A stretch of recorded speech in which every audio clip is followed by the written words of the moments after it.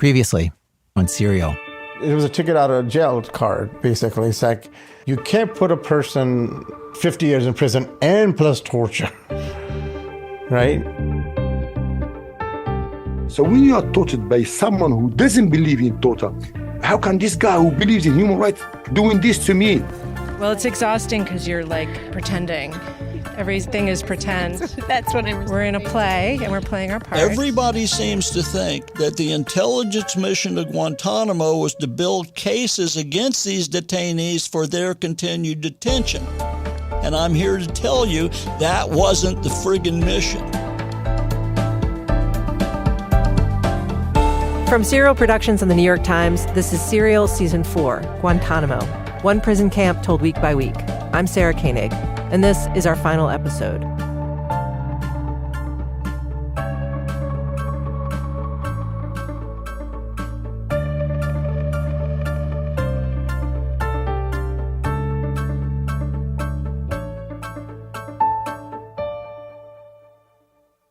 Every couple of weeks, at the bland hour of 5 p.m. on a Tuesday, a group of people you've never heard of clicks into a Zoom meeting. They're all family members of people who died on September 11th. Hi. Hi, everyone. Hi, everybody. There's Colleen, a nurse practitioner in the Bronx, and Terry, a retired documentary filmmaker in Boston, Diane in Savannah, a retired ordained minister, Valerie, who used to work in nonprofits, and her omnipresent feline, trying to get the cat's tail out of my face. Barry, a graphic designer in Oregon. Hey there. Oh, Barry got a haircut. And Phyllis in New York, a retired teacher who recently turned 80. You are not 80. I know, I'm not. They've known each other a long time, many of them for a decade or more, through career changes and new grandchildren and health troubles. Well, yeah. What would we do without each other, huh? Yeah. The first meeting I sat in on, June of 2022, I assumed they'd be like a support group. Instead, the topic that day was the physical and mental well-being of the 5 men accused of orchestrating the attacks that killed their relatives. If the men don't get the death penalty, and there's a very real possibility they won't, what should the men's punishment be? I think, we're hearing that the 9/11 defendants don't want to leave Guantánamo. No, because they think they're going to Florence, Colorado, which is very uncomfortable, or worse, compared to Guantánamo. Florence, Colorado is the site of a federal supermax prison. Unless you're a federal crime buff, I'm guessing you might not be able to name anyone incarcerated in Florence, Colorado. These guys can. Moussaoui, Hansen, Zernoff, Kaczynski. Ted Kaczynski. That's Colleen. She tells the group she'd be fine with Khalid Sheikh Mohammed, the alleged mastermind of 9/11, ending up in a place like Florence. She doesn't want him put to death or tortured, but solitary for the rest of his life would be okay with her. Valerie agrees. Others think Florence is too harsh. It's awful. I think it's like being buried alive, in a sense. You're underground 23 hours a day with the light on in your cell, and you get an hour outside if you behave. It's a really inhuman place. it's very, very strict, yeah. Everything about this call seemed upside down. That this group of people would care about a humane future for the 9/11 defendants. That the defendants might want to remain at Guantánamo. That the last people you'd think should be dealing with any of this end up dealing with all of this. And they weren't just doing a thought experiment here. Their positions matter.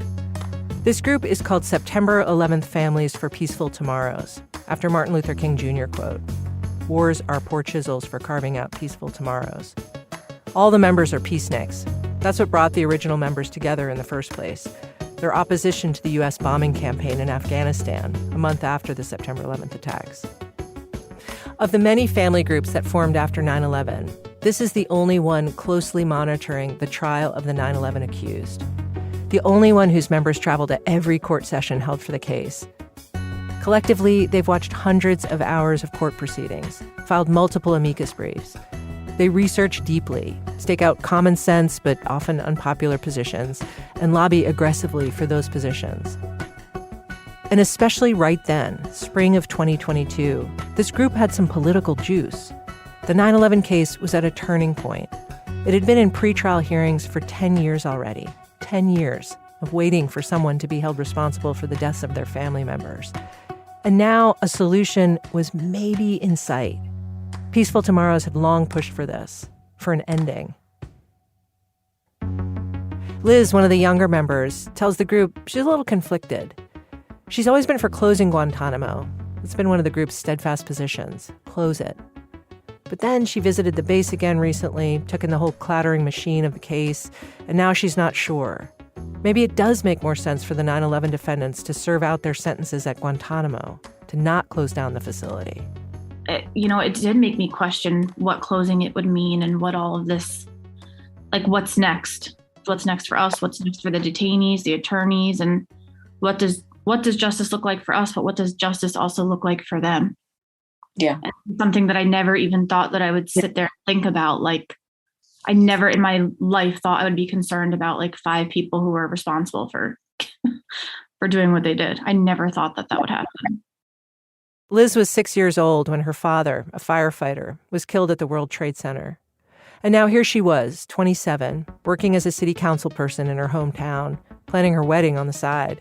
And on the side, trying to think through one of the most morally and legally complex criminal cases in American history.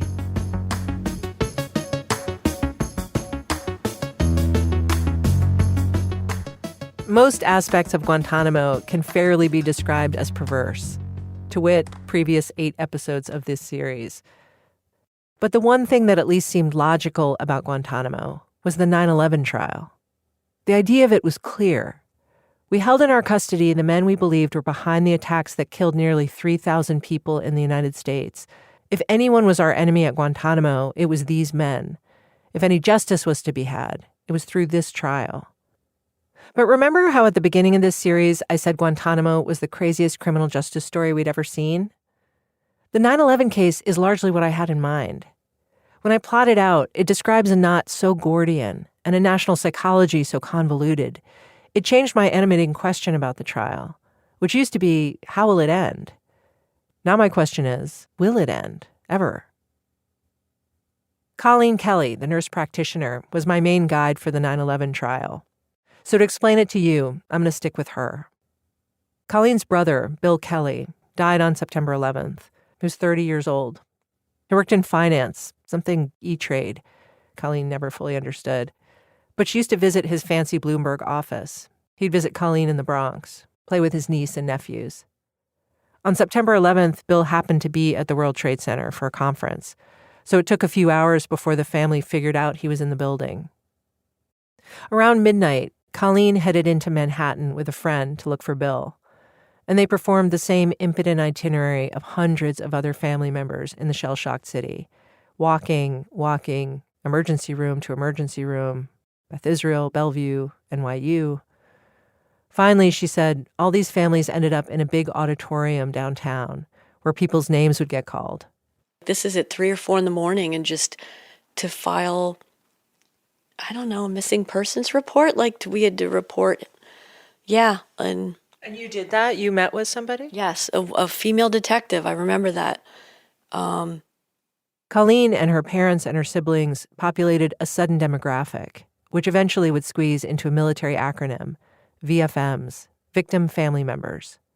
They'd eventually get their own section of the airplane that flies down to Guantánamo, their own escorts and drivers on the base, their own curtained-off seating area inside the gallery of the military court, their own press conferences. All that was years away. In the moment, right after the attack, Colleen tried to find out what happened to her brother. Not the general outlines. She had to know exactly what happened. I became obsessed with understanding his last day. Oh, really? I want to know what my brother was thinking when he was trapped on the 106th floor. I want to understand, was he panicked? Was he okay? Was he hopeful? What was he thinking? Like, it became very, very important to me. Like, give me everything. Give me everything right now. Okay. Like, I want to know I don't know if Bill jumped. I believe he did. I became obsessed with that question in the fall of 2001. She went about answering that question methodically, like a detective. Several weeks after 9/11, Colleen's family found out that Bill had sent BlackBerry messages to his boss at Bloomberg after the plane hit the North Tower. The last message Colleen saw was from 9:23 a.m. There was a whole hour to go. The North Tower didn't collapse until 10:28. Colleen fixated on that last hour, on Bill's last minutes. Bloomberg also gave Colleen's family photos of Bill from that morning at Windows on the World. It turned out they'd hired a photographer for the event, who'd left just before the building was hit. Colleen spoke with the photographer, studied her pictures. In one of them, Bill's talking with a man Colleen didn't recognize, receding hairline, glasses. That spring, the New York Times published a big story, a TikTok of the final 102 minutes of the towers. Colleen examined the grainy, zoomed-in shot of people teeming at the blown-out windows. In one of them, she thought she recognized Bill.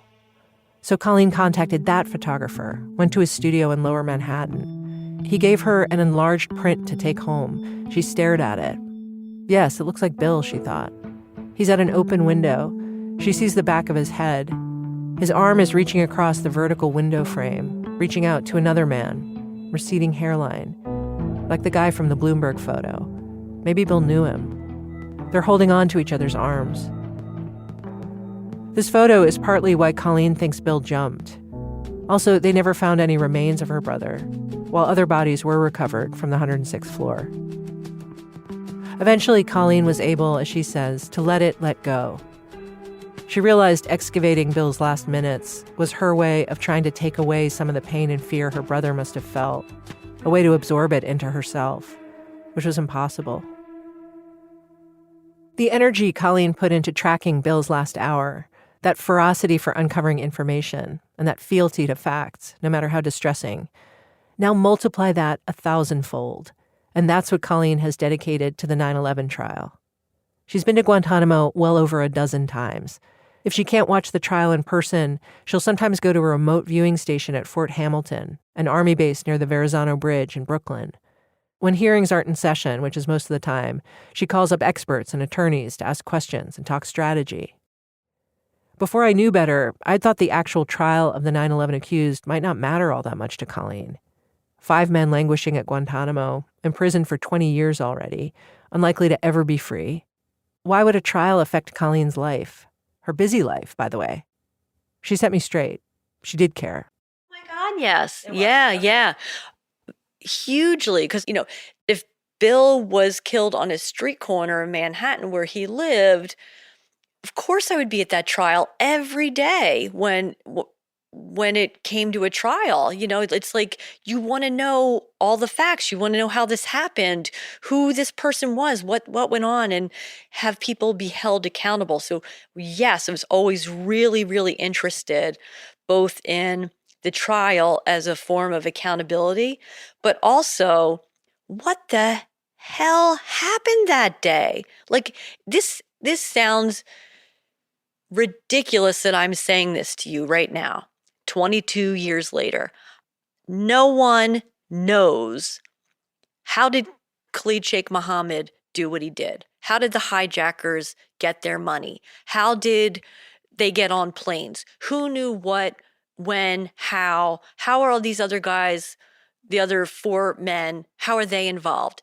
I don't know what they did. He was the money guy. What does that mean? I don't know what that means. Like, money to do what? Did you know what they were doing with the money?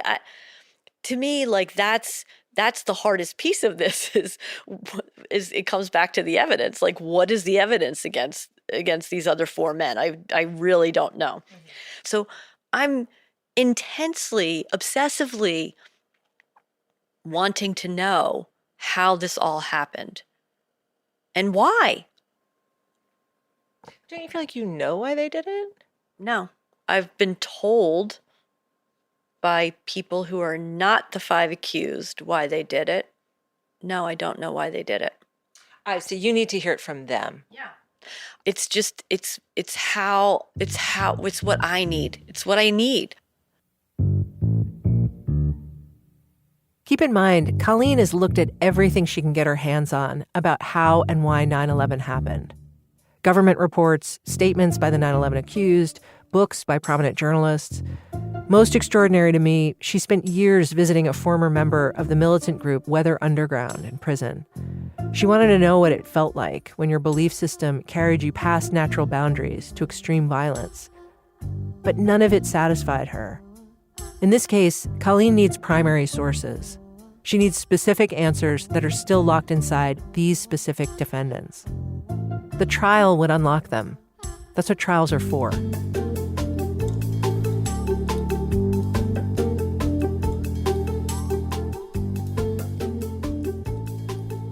The military commissions at Guantánamo were supposed to be our Nuremberg trials, when the Allied powers prosecuted Nazis and German leaders immediately following the Second World War.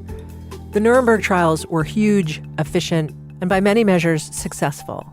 They didn't fix the world, but they at least held racists and murderers to account, helped repair a broken continent, and reset a common morality that said war crimes, no matter how chaotic or horrific, would be adjudicated in a civilized court of law for all the world to see.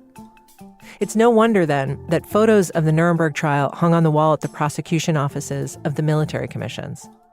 Oh, whoa. What is that? On Colleen Kelly's wall hung a handmade primer explaining the military commissions, the opposite of the Nuremberg trials in terms of efficiency and success. This is the weirdness. Wait, what? Just explain what I'm looking at. Behind her bedroom door was a waterfall of paper, giant presentation-sized sheets describing this special court, created to try a handful of Guantánamo prisoners we charged with terrorism or war crimes. The 9/11 case was meant to be the main event. This is really helpful because we all forget about the charges against the 9/11 accused. This document was for an explainer she did years ago, but Colleen was keeping it here because so much time had passed since the 9/11 criminal case started, she sometimes forgets the basics. Also, I suspect, because the case has emulsified into her waking life, so that she hardly noticed that an enormous handwritten record of judicial disappointment occupied physical and mental real estate in her bedroom, spitting distance from her pillow while she slept. That's not good. You can age this document by the judge Colleen listed on one of the sheets, Judge Pohl. He lasted the first 6 years, until 2018. Then came Judge Perella, who left after 9 months. Then Judge Cohen came in, pledging continuity, so important in a case of this magnitude.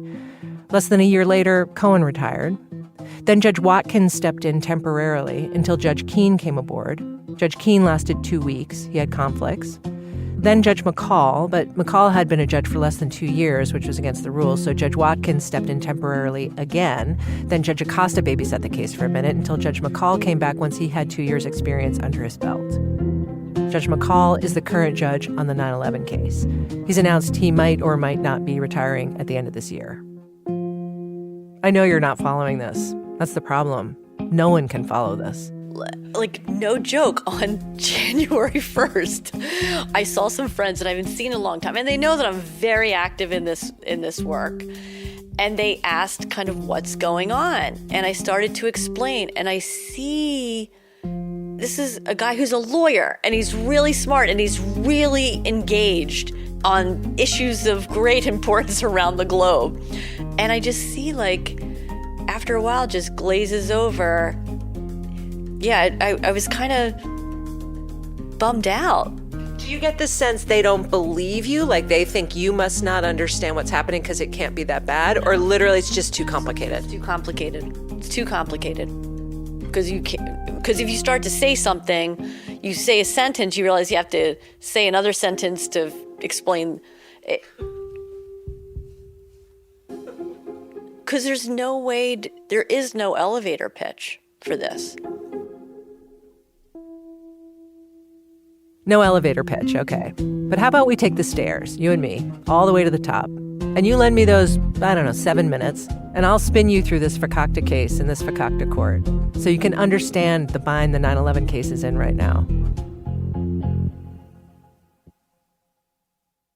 After we captured the 5 defendants, the men we believed plotted and carried out the 9/11 attacks, we held them in CIA custody, in black sites around the world, and we tortured them. After 3-4 years, we sent them to Guantánamo in September of 2006. A couple of false starts later, including a politically disastrous effort to bring the case to federal court in Manhattan, the men eventually were arraigned in May of 2012 at a military commission in Guantánamo Bay. The 5 defendants were Khalid Sheikh Mohammed, Walid bin Attash, Ramzi bin al-Sheba, Ammar al-Baluchi, and Mustafa al-Hawsawi. In the courtroom, they would each sit in a different row, one behind the other, in the order they appear on the charge sheet, KSM to Hawsawi. So, how is this court different from all other courts? And why doesn't it work? Any normal lawyer hearing what I'm about to lay out here is probably going to be horrified or else think I must be mistaken.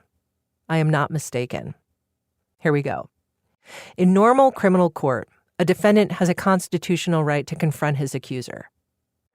So if I accuse you of assault, say, I have to come to court, take an oath, and testify in front of a judge or jury.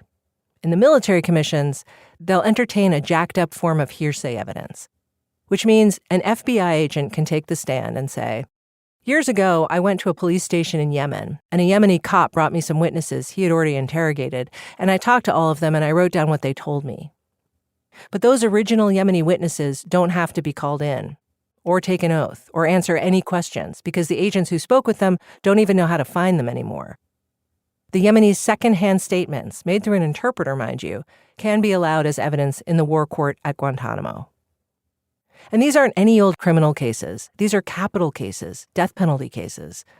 As one former military defense attorney said to me, allowing that kind of hearsay, quote, that would happen nowhere else. That's absolutely insane, unquote.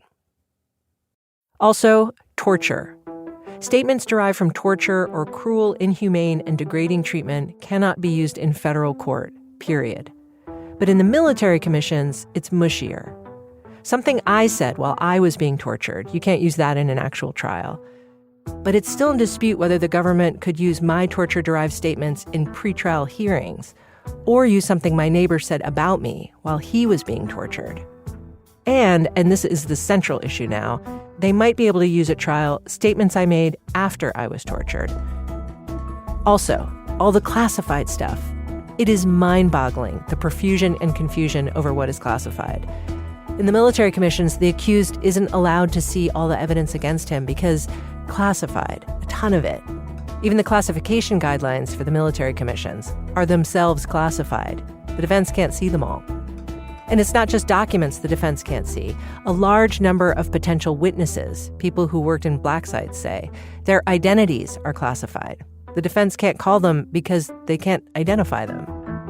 And if they do happen to know the name of a CIA employee, current or former, they aren't allowed to contact them directly. So those are some of the baked-in problems.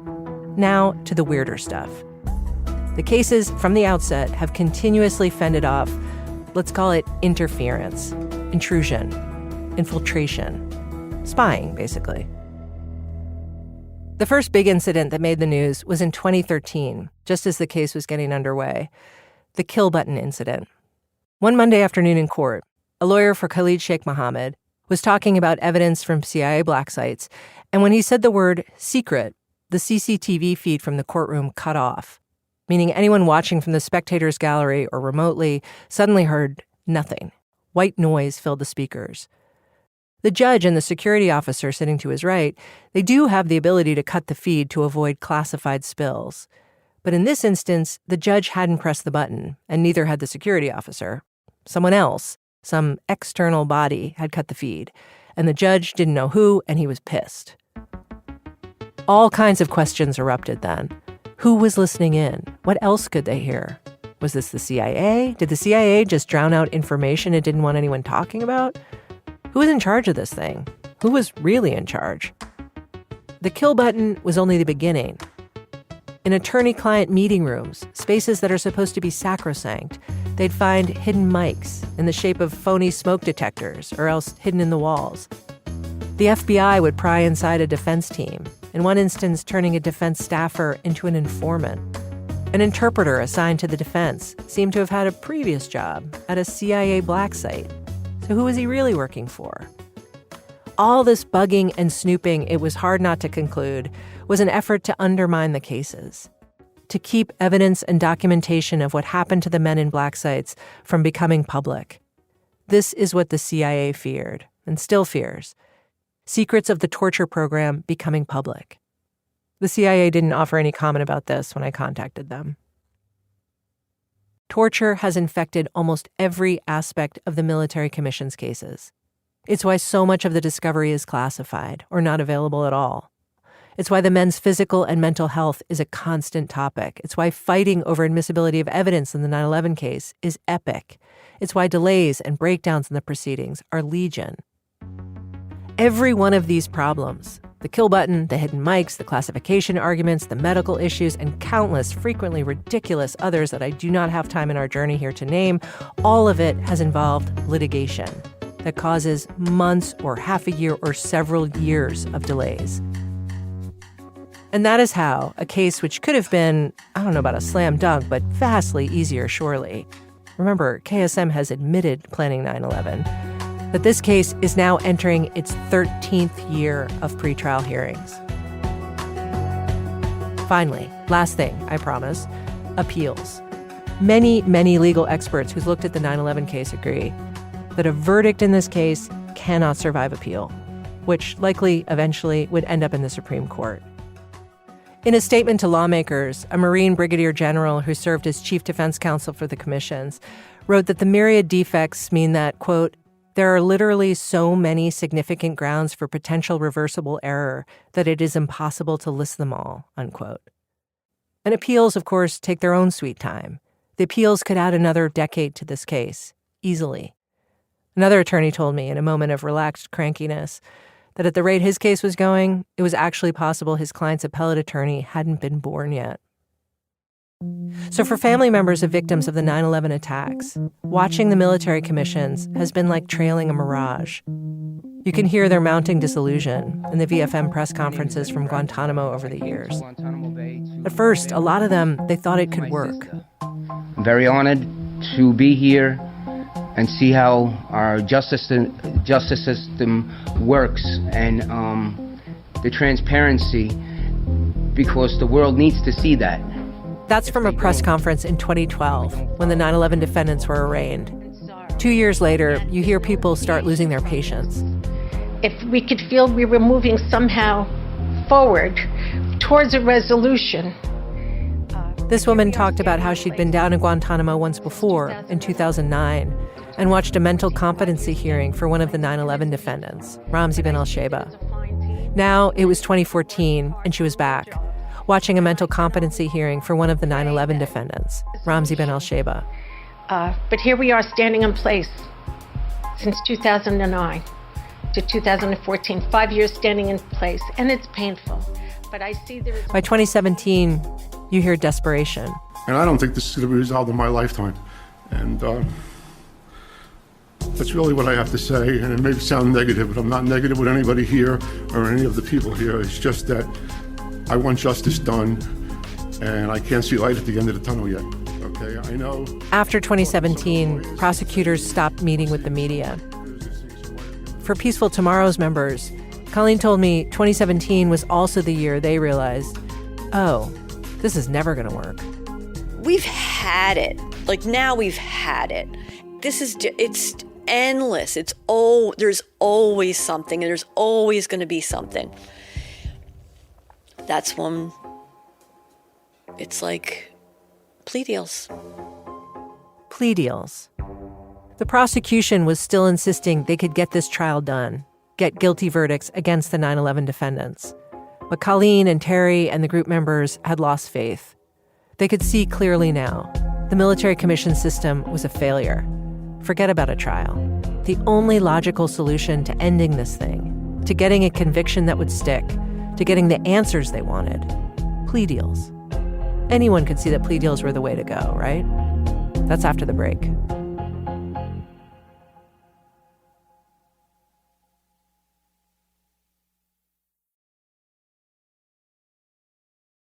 The idea of a plea agreement was that if the government took the death penalty off the table, maybe the 9/11 defendants would plead guilty and give up their right to appeal. The case would be over. The plea would include an extensive, likely months-long sentencing hearing, almost like its own trial. And such a hearing would include a stipulation of fact. This was key to Colleen, a stipulation of fact, a narrative, in which each defendant would explain with precision exactly what they had done to make 9/11 happen and exactly why they had done it. And that's how, through a plea deal, Colleen could get the answers she needed. But a plea deal in the 9/11 case, for a lot of people, that's a tough sell. Because it's the 9/11 case. It's emotional. And a plea deal sounds wrong, like the government's giving up or just doesn't care anymore. And no death penalty for the people responsible for 9/11? Why would anyone ever make a deal with these guys?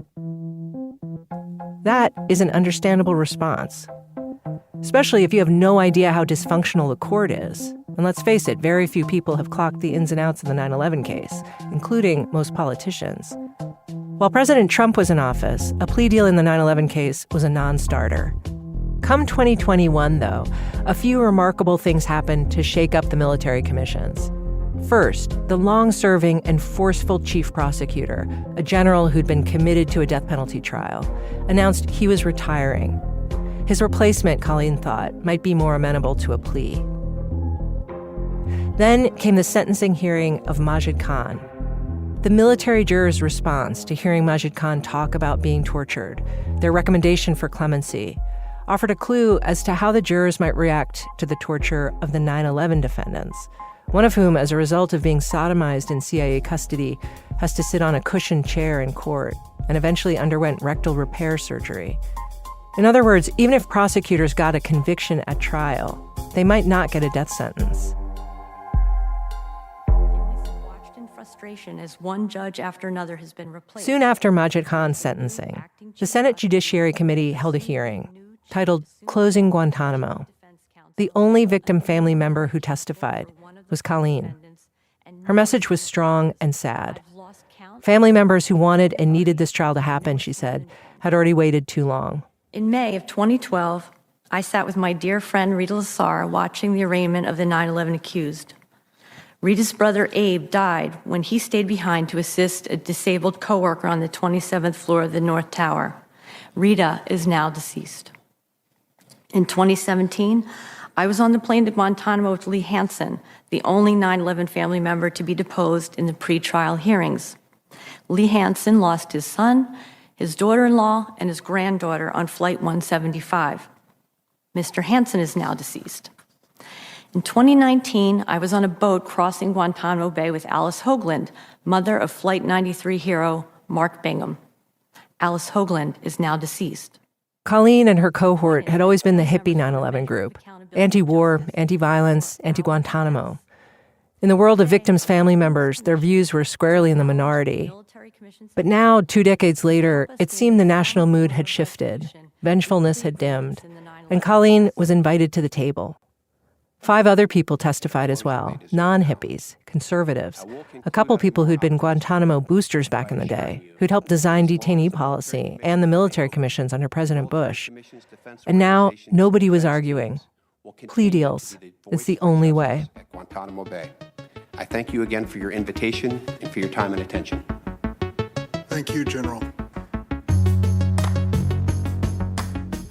A few months after the Senate hearing, in March of 2022, the newspaper announced prosecutors and defense attorneys were in talks. They were negotiating a plea deal in the 9/11 case. Finally.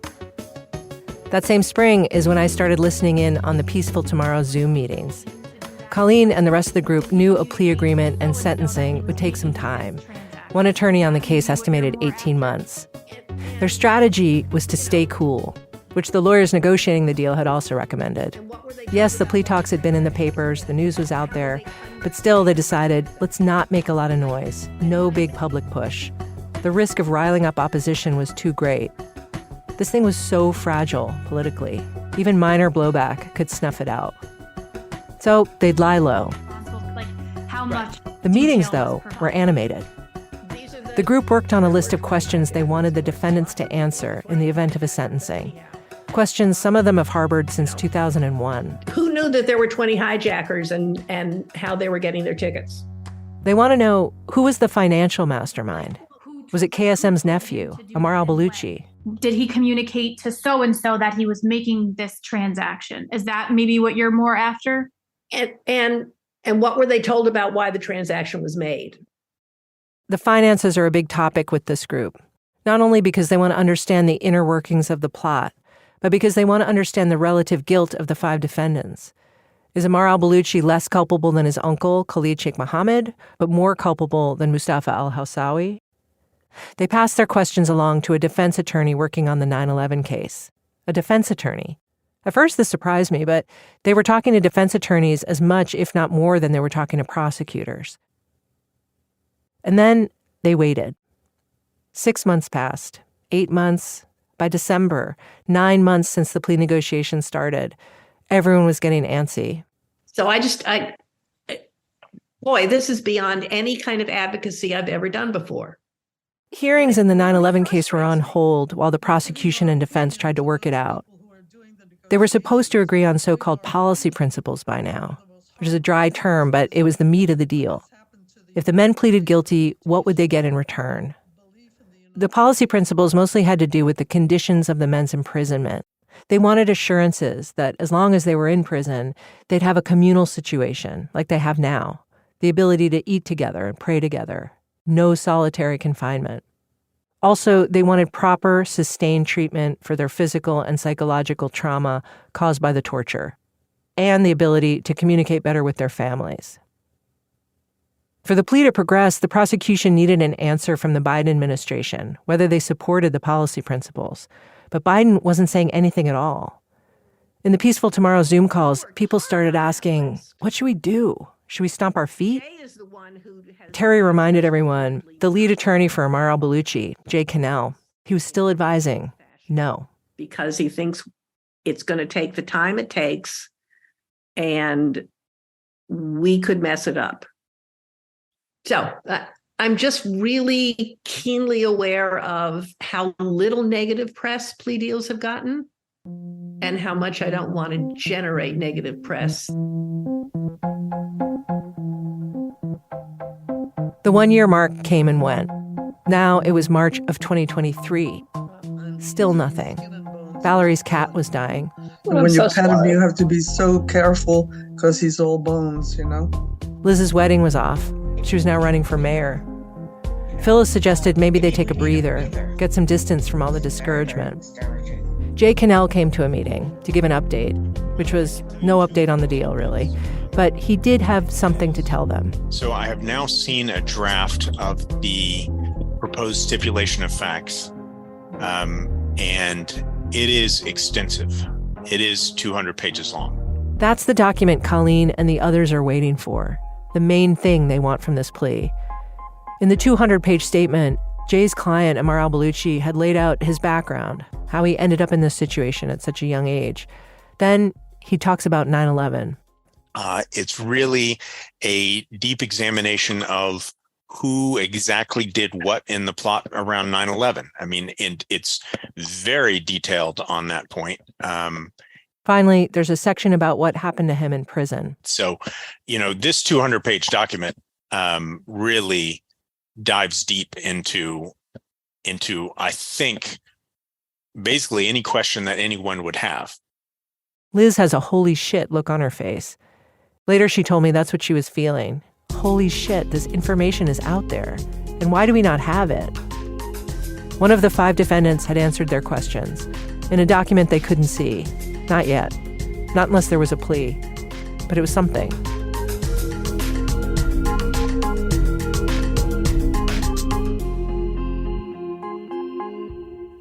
And then, August of last year, the public suddenly woke up.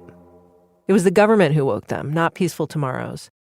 The prosecution sent a letter to 9/11 victim family members, to a much wider group than usual, some of whom hadn't been contacted about this case in forever, letting them know the plea negotiations were happening and seeking their opinions or concerns. And oh man, did they need an editor for this letter. Robotically matter-of-fact, lousy with acronyms. Sure enough, nearly a year and a half after the plea negotiations had first been reported, a whole new crop of people did have opinions and concerns. They called the prosecution office. They called the press. They called Capitol Hill. The AP ran a story. Plea negotiations could mean no 9/11 defendants face the death penalty, the U.S. tells families. Conservatives made immediate hay. Ted Cruz took to his podcast. This story is absolutely outrageous, and I think everyone hearing it should be shocked and should be furious. Family members expressed outrage on TV. I feel like the Biden administration should order them not to accept this plea deal. The 9/11 More than 2,000 victim family members wrote an open letter to the president protesting the plea deal. Peaceful Tomorrow's members were feeling like, if they could just gather all the family members in the same room and explain everything they knew about how broken the military commissions were, maybe the others would see they were never going to get a trial or the death penalty. If they wanted answers or any shred of accountability, a plea deal was the best they could hope for.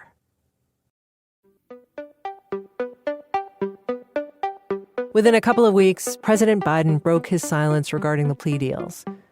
Well, he never said anything publicly, but a line in a prosecution court filing said the Biden administration declined the so-called policy principles. Biden was not on board. He would not support an assurance of no solitary confinement or an assurance of torture rehabilitation. For the past year and a half, no one had seemed clear on what role the White House was playing in these unprecedented plea negotiations, in this unprecedented criminal case, in this unprecedented court. Maybe the president really disagreed with the terms of the deal. Or maybe in September of 2023, it just came down to realpolitik. He's coming up on an election. And perhaps the mother of all bad Guantánamo headlines is the one that says you're negotiating sleeping arrangements and therapy with Khalid Sheikh Mohammed, the man who claimed to have beheaded Daniel Pearl and orchestrated the most devastating terror attack in modern history. So, I kept thinking about Colleen. How on earth did she have the stamina for this? I would have given up years ago, probably a decade ago. Found some way to talk myself out of caring anymore. I'd asked her, was that the hardest part? Just staying with it? No. Because I'm so stubborn. Seriously. Being stubborn. Like, I am not gonna let their failure be mine as well. I'm sticking with this. I'm not giving up until this ends some way, somehow. I'm not giving up. And so, Colleen headed down to Guantánamo. That's after the break.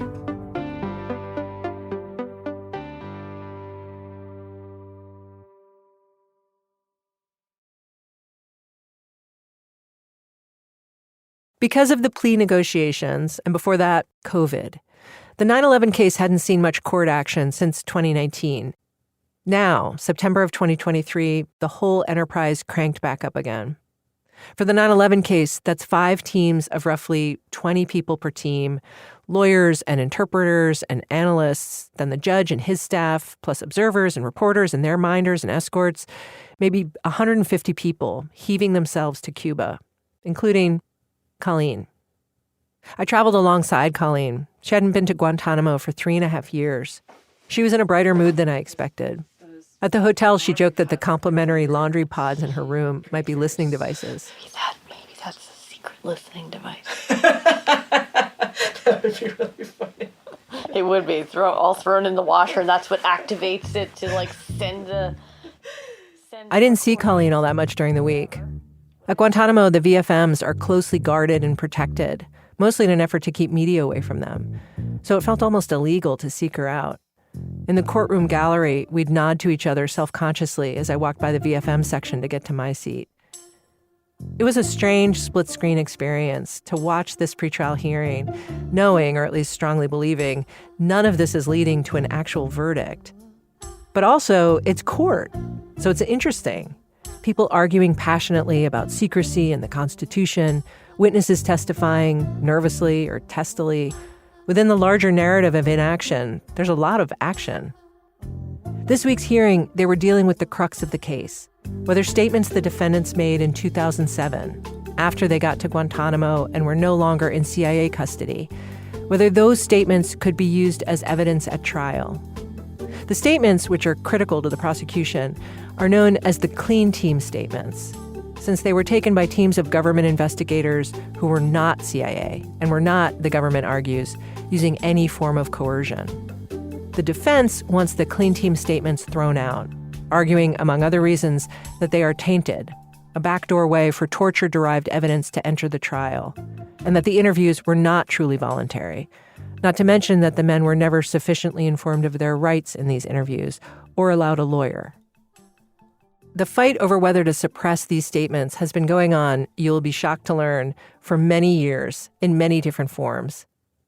The week we were there, the excitement was that former FBI agent Frank Pellegrino was going to be testifying, the agent who took a clean statement from Khalid Sheikh Mohammed at Guantánamo. He'd been after KSM for years, prior to September 11th, probably knew more about him than anyone in law enforcement.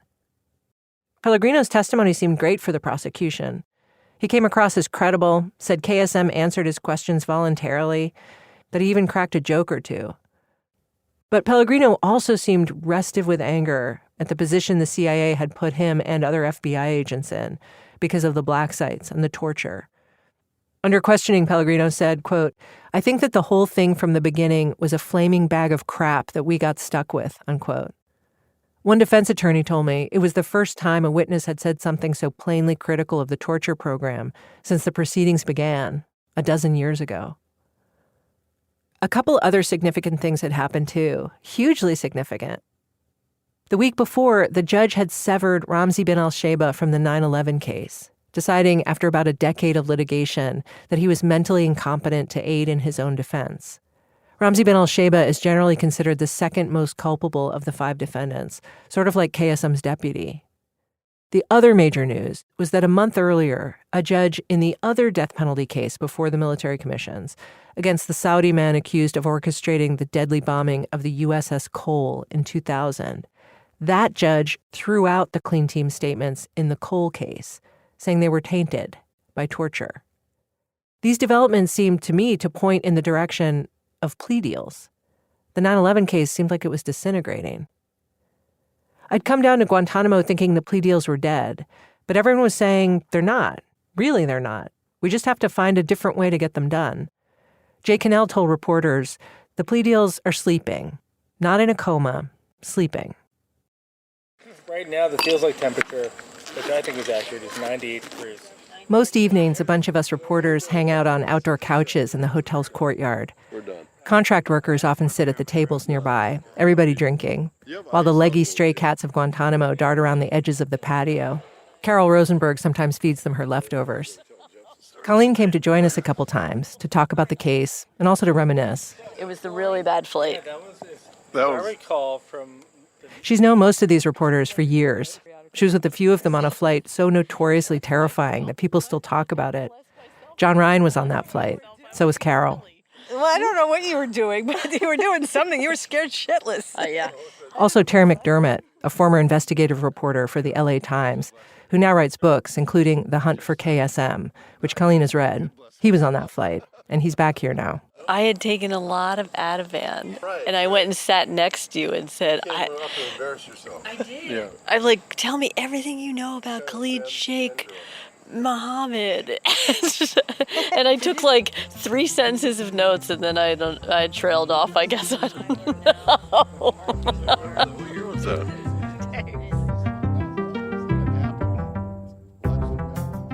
I'm not a war reporter, but I imagine this is sort of what it's like after hours, minus the danger.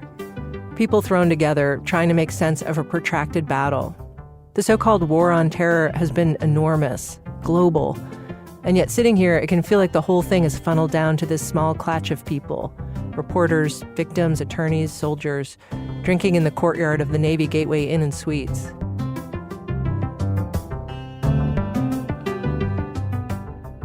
We start talking about how this case ends. Plea deals, John Ryan says, 100%. Terry agrees, there's never going to be a trial. Carol thinks maybe an abatement could happen, that at some point the judge might say, okay, government, if you won't produce CIA witnesses, then I'm going to pull the plug. Everybody go home until you're ready to make this a fair trial, which could mean no resolution at all. One night, Jay Cannell, the defense attorney, turns up. He's wearing shorts and sandals, a brace on his ankle from an injury sustained in spin class. He grabs a club soda. I ask him all these things that are happening, the decision to sever Ramzi Ben Al-Sheba, the USS Cole judge's ruling on the clean team statements, the flaming pile of crap. Does it feel like this case might be crumbling in the defense's favor? He says, look, I know you've been down here before. And there's this temptation to feel like I've come at a pivotal moment and something important is happening. But this is our 47th hearing. And they've all felt like that. Like I always feel like if it were a boxing match, we'd have won every round on points. But what does that matter? There's no tallying up of points. There's no points. And so, we'll come back in November, and then we'll come back again in February, and we'll come back and back and back and back. Jay's been on this case full-time since 2011. He's the one who used to make predictions. It'll take 4 years to get to trial, he said at the beginning. Okay, 5 years. In 2018, he stopped timestamping. The most he'll say now is that we're in the middle of the case. The middle. How long the middle lasts, anyone's guess. At least a couple more years, maybe longer. Jay believes in the rightness of his mission, that the U.S. government's power cannot go unchecked or trample human rights. He tries not to get caught up in what should happen or could happen. He says he's going to stick with this case as long as it takes. But for a minute there, he really thought this thing might end, that the plea deals would materialize, maybe by the end of 2022. He started planning his next move, entertainment law. He wants to work in the music industry. Even ordered slick new business cards, the kind that feel like a credit card. Do you ever get the sense that the prosecution feels exactly the same way you guys do on the defense side? That everyone is just like, we're locked in this, like, falling apart train that just keeps going? In dark moments, I feel like I'm a puppet in a revenge fantasy where somebody 15 years ago decided that they were going to put on this show about getting the death penalty against these men, knowing that the military doesn't really execute people. The military hasn't executed anyone since 1961. And that, they needed actors for their right. They need to put people in place. They need to put defense attorneys in place, prosecutors in place, judge in place. I don't always feel that way, but sometimes it feels like that. And I could entirely imagine that the prosecution would feel like that they are, put up there to represent the forces of revenge, and that we're put up there to represent the forces of the rule of law, and that there's just kind of a play that happens.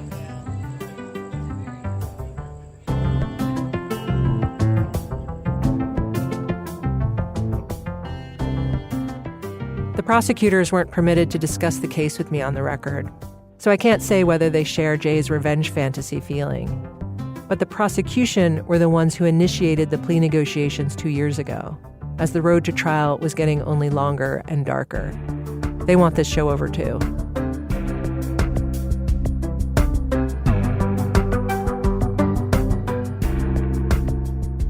Toward the end of the week, I checked in with Colleen one last time. She'd been up since 3 a.m., she said. Her mind had been churning. So she said she wrote it all down to get her thoughts outside her body. She'd underestimated how sad this trip was for her. I never cried on here. I mean, this was like the third time I cried down here. I don't usually cry down here. And I'm not saying that's like good or bad, just is what it is. This trip was really emotional. I'd seen some of that earlier in the week. Within 24 hours of our arrival, I'd gone to find her in her hotel room, a couple floors below mine. She was falling apart a little, missing her brother, worried she couldn't remember his voice anymore. And also just being down here again, watching this case rattle back to life. I think I've pinned a lot of my hope for accountability and getting to the bottom of this on some kind of legal process, because, it just feels like, Jesus, he was murdered somebody like be responsible for that. This side of Colleen I wasn't familiar with. I'd seen only confident, rigorous, determined Colleen, but never Colleen in despair. You know, I feel like I've said this 20,000 times, but like, I'm really feeling this now. I don't know that this is ever going to happen. I don't know that there will ever be a trial. I've never questioned it as strongly as I am now.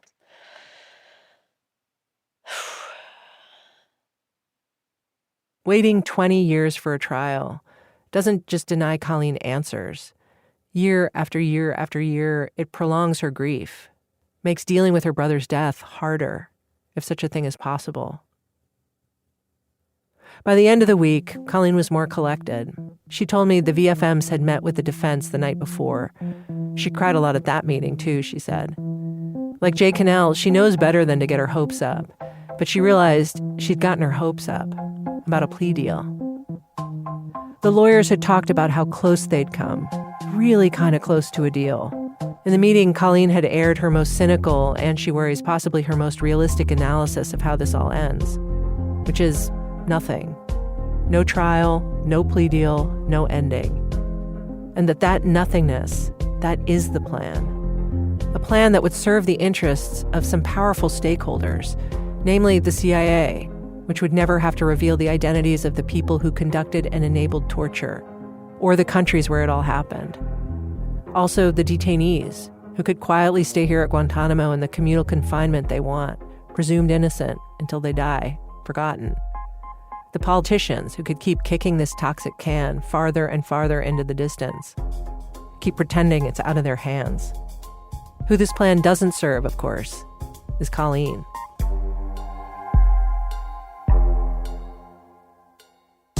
A postscript and perhaps an antidote to this dolorous trip. While we were at Guantánamo, another Peaceful Tomorrows member was there too, Layla Murphy. Her week was so different from Colleen's. She was so different from Colleen. In the past few years, as founding members of Peaceful Tomorrows have grown infirm or died, a bunch of young people have joined. They're children of 9/11 victims. Layla and her sister Jessica, Liz, Aiden, a young woman named Chanel started coming to the Zoom meetings in November. Obviously, they're self-selecting, but a remarkable number of these 9/11 kids have studied Arabic and the Middle East or spent time there. Layla's becoming a lawyer. She wants to do criminal defense. Her sister's in med school. She's interested in the effects of torture on human health. The Murphy sisters have joked, darkly, that this was KSM's plan all along, to radicalize the children of 9/11 victims against their own government. During the day at Guantánamo, Layla met with attorneys, took copious notes during court. She was with two other young people, one a fellow law student, another a recently minted lawyer. In the evenings, they did what young people do, played cornhole at the tiki bar, played tennis or pickleball. Well, it's also, I just love the sign. First dedicated pickleball courts in the Navy. Wait, actually? That's what it says on the sign. Oh, that is so cool. With like pickle clip art. It's not that Layla was living it up. It's that she seemed to have no expectations from this trip. She was an observer in the literal sense, taking it in, noting it down. She admires Colleen and Terry and the other members of this group, but she doesn't need what they need. She's not waiting for answers from the 9/11 accused. She doesn't need a trial. And sure, a plea deal would be good. She'll lobby for that. But whatever happens to these 5 aging defendants, she doubts it'll have meaning for her. What Layla wants, what would be most meaningful to her, is an admission of guilt from the U.S. government. Their horrible behavior is the reason we're in this situation and the reason it's dragging on for so long and the reason that they're even pleased, like there will never be any like real justice, you know, because it's just all so fucked up. The U.S.'s behavior is the reason this is dragged on. Layla's voice dropped. A guy in military uniform was walking past, close enough to hear us. Did you just get nervous because you saw someone who looked like military? Yes, I did. It's classic Guantánamo. I understood her trepidation. It feels somehow heretical, or at least ungrateful, with all these soldiers and sailors around, for Layla to say, all the government's post-9/11 effort, the endless war and the prison and the court. I know. You did it for me. You did it in my name. But none of it worked. So it's time to stop now. Just say you made a huge mistake and that you're sorry. Layla knows it's a long shot. She was 3 years old when her father died in 2001. And in all the time since, the government has never held itself accountable, has never worked to reset our common morality as a country. But this young person who's about to become a lawyer, it'd be so great if she could have this little bit of hope in the forces of the rule of law.